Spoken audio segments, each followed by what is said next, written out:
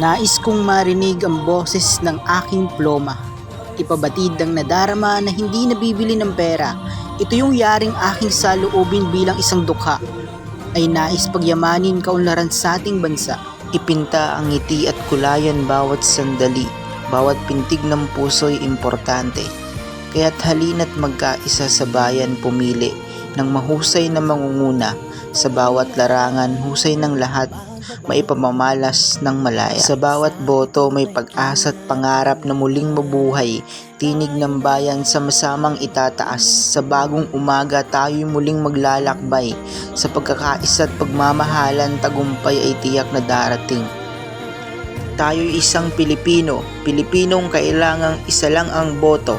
Botong ating pinag-isipan ng mabuti para sa Pilipinas maging maganda sa ating mga mata. Ngayong taon, maraming tao ang nawawalan ng kapit sa pag-asa na dapat nating panghawakan.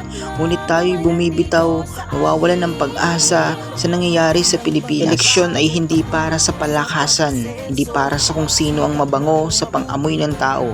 Ginawa ang eleksyon upang mahalal ang karapat-dapat. Ngunit mas lamang ang may kapit sa mga nakakaalam ng kahinaan nito, sapagkat ang Panginoon ay gumagawa ng paraan.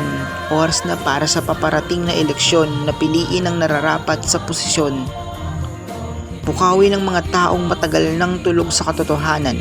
Imulat ang mga matang nagbubulag-bulagan upang ang bayan ay mapaayos at matamo ang tagumpay.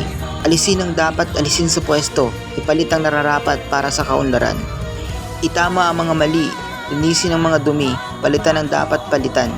Sa pagboto, kinakailangan natin maging matalino, piliin ang tapat at totoo, upang sa paghalal ay makasigurado. Humingi ng gabay sa ating Panginoon na may likha, upang tayo ay magkaroon ng tamang pagpapasya.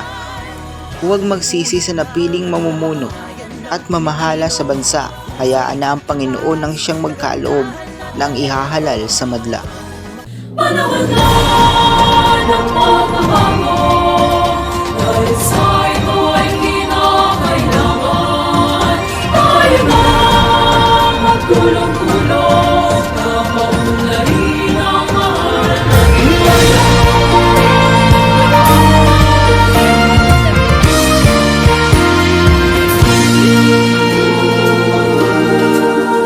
Panahon na ng pagbabago, dahil sa ito ay kinakailangan.